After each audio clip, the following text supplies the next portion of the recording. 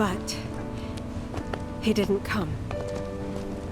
I couldn't help fearing the worst, even then. But I told myself his leave must have been postponed, that he'd been delayed. Every day I went, to wait and to pray.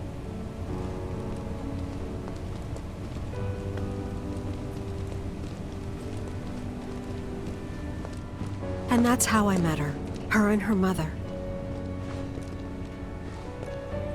I thought maybe they'd run away from Wall Market, or that they were topsiders fallen on hard times.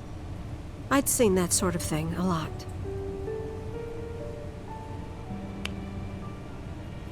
Take Aerith somewhere safe. Those were her mother's dying words.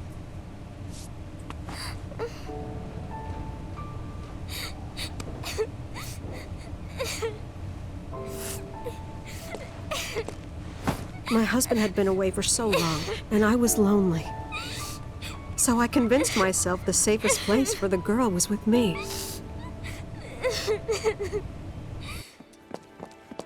It took no time at all for her to start feeling like family. She was a real chatterbox.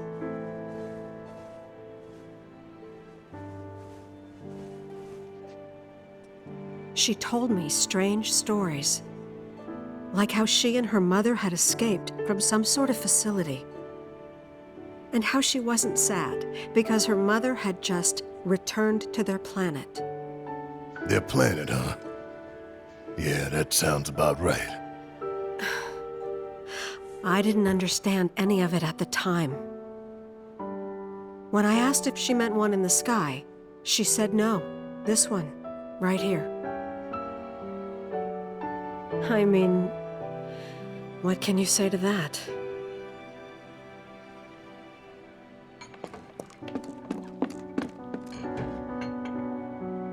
Mommy, don't be sad. That's what she said to me one day, out of the blue. So I asked her, what's wrong? A man you really, really loved just died. His heart came a long way to say goodbye. But he couldn't stay because he had to return to the planet.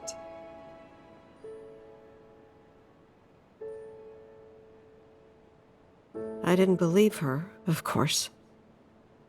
And then, a few days later, I received a letter saying my husband had been killed in action.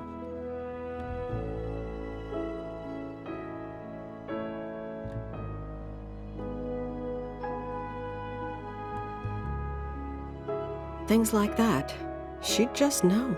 It was a lot to deal with, but we were happy. And then came the knock. Coming!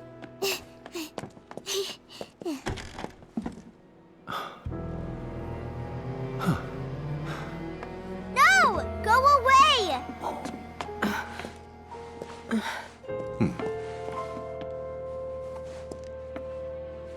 Aerith, you know you're not just any little girl.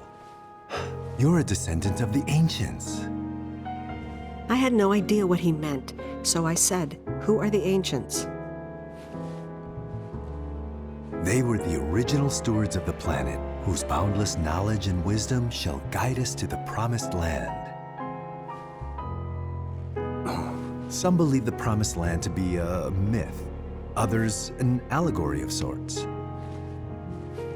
But we take the words of the scriptures at face value and believe it to be quite real.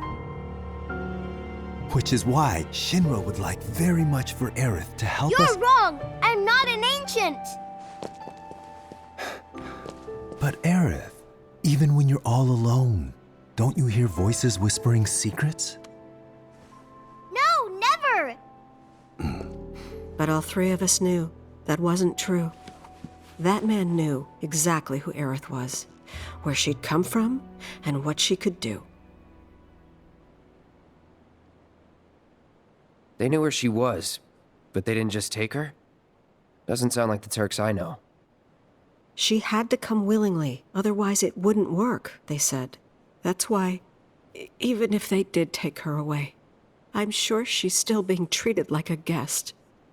And that they'll send her straight back home once they get what they need. I doubt it.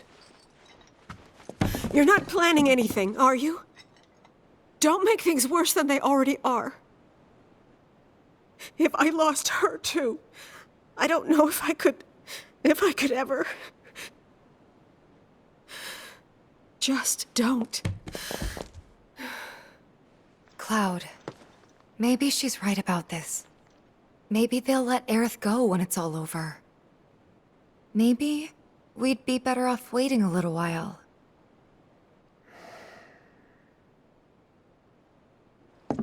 Let's head back to Sector 7.